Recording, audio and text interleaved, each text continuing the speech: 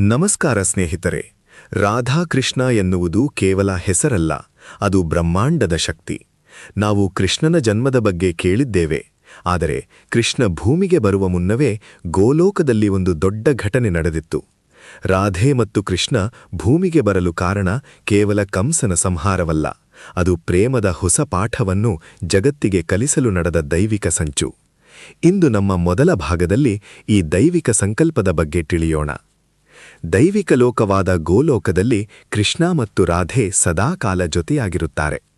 ಒಮ್ಮೆ ಕೃಷ್ಣನು ವಿರಜಾ ಎನ್ನುವ ಸಖಿಯ ಜೊತೆ ಮಾತನಾಡುತ್ತಿರುವುದನ್ನು ಕಂಡು ರಾಧೆಯ ಪರಮಭಕ್ತನಾದ ಶ್ರೀಧಾಮನಿಗೆ ಕೋಪ ಬರುತ್ತದೆ. ಭಕ್ತಿಯ ಆವೇಶದಲ್ಲಿ ಶ್ರೀಧಾಮನು ರಾಧೆಗೆ ಭೂಮಿಯಲ್ಲಿ ಮಾನವ ಜನ್ಮ ಪಡೆಯುವಂತೆ ಶಾಪ ನೀಡುತ್ತಾನೆ.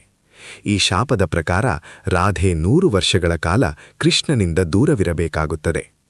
ಶಾಪ ಕೇಳಿ ರಾಧೆ ವ್ಯಥೆಪಡುವಾಗ ಕೃಷ್ಣನು ನಗುತ್ತಾ ಸಮಾಧಾನ ಮಾಡುತ್ತಾನೆ. ರಾಧೆ, ಈ ಶಾಪ ಕೂಡ ನನ್ನ ಇಚ್ಛೆಯೇ. ಭೂಮಿಯಲ್ಲಿ ಧರ್ಮ ಸ್ಥಾಪನೆಯಾಗಬೇಕಿದೆ. ಅದಕ್ಕಿಂತ ಹೆಚ್ಚಾಗಿ ಪ್ರೇಮ ಎಂದರೆ ಕೇವಲ ಜೊತೆಗಿರುವುದಲ್ಲ, ದೂರವಿದ್ದರೂ ಪರಸ್ಪರ ಆತ್ಮದಲ್ಲಿ ಲೀನವಾಗಿರುವುದು ಹೇಗೆ ಎಂಬುದನ್ನು ಜಗತ್ತಿಗೆ ತೋರಿಸಬೇಕಿದೆ. ಅದಕ್ಕಾಗಿಯೇ ನೀನು ಬರ್ಸಾನಾದಲ್ಲಿ ವೃಷಭಾನುವಿನ ಮಗಳಾಗಿ ಜನಿಸು, ನಾನು ಮಥುರೆಯಲ್ಲಿ ದೇವಕಿಯ ಮಗನಾಗಿ ಬರುತ್ತೇನೆ ಎಂದು ಹೇಳುತ್ತಾನೆ. ಹೀಗೆ ಭೂಮಿಯಲ್ಲಿ ಕತ್ತಲೆ ಆವರಿಸಿದ್ದ ಕಾಲದಲ್ಲಿ ಅಧರ್ಮ ತಲೆ ಎತ್ತಿದ್ದಾಗ ಪ್ರೇಮದ ಬೆಳಕನ್ನು ತರಲು ರಾಧೆ ಮತ್ತು ಕೃಷ್ಣ ಸಿದ್ಧರಾಗುತ್ತಾರೆ.